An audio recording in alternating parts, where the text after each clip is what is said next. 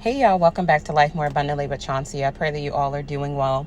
I wanted to just come on here real quick and release this. It's a word of insight, what God is doing and even now about to do on your behalf in regards to your situation. And so you'll know if this word is for you. This word comes from the book of John, chapter 11. And we're going to read verses 1 through 4. And it says, "A man named Lazarus was sick. He lived in Bethany with his sisters Mary and Martha. This is the Mary who later poured the expensive perfume on the Lord's feet and wiped them with her hair. Her brother Lazarus was sick." So the two sisters sent a message to Jesus telling him, "Lord, your dear friend is very sick." But when Jesus heard about it, he said, "Lazarus' sickness will not end in death. No, it happened for the glory of God, so that the Son of God will receive glory from this." Real quick, let me just prophesy that God is resurrecting your situation. It may look dead, it may look lifeless, it may look impossible, but all this week, God has been speaking to me. Nothing is too hard for me. There's no problem that I cannot solve.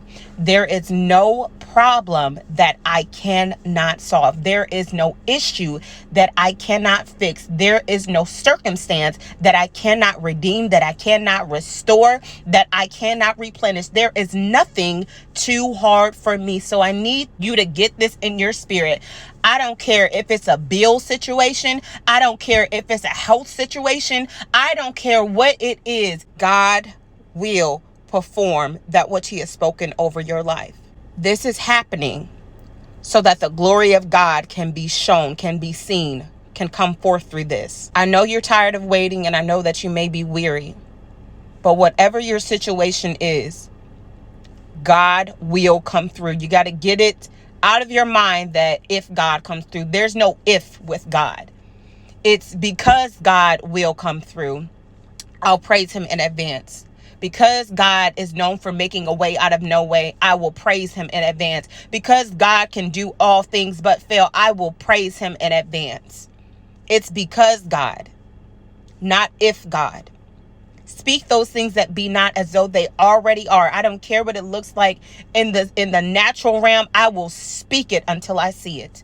I will speak it until I see it. God, I dare you to move. I dare you to show up. I dare you to reveal your glory. I dare you to show up as the God of miracles in my life. There's something that I love about this passage is the fact that when Mary and Martha came to Jesus telling them that Lazarus, your dear friend, is sick, Jesus listened to their plea. He listened to their cry, but he did not move in that moment. But God chose to wait. He waited until Lazarus literally, physically died. Now, him being Jesus, he could have moved before Lazarus took his last breath. But here's the beauty in this thing. God is a last minute God. He is a last minute God. And the reason I say this is because he wants you to see that this next move will literally be him.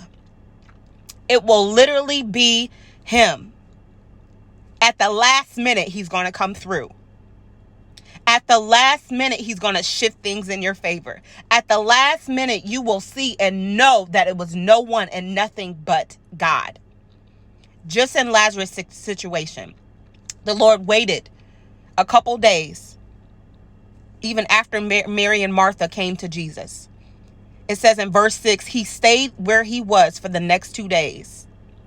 Verse 7, finally, he said to his disciples, let's go back to Judea. Let's go see about Lazarus.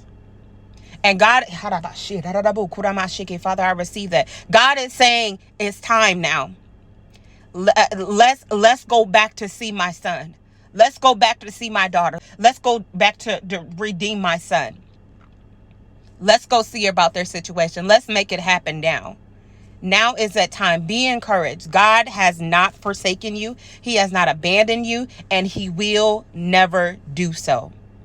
Be encouraged and know that God is a last minute God, but when he comes through, you will know that it was no one and nothing but him.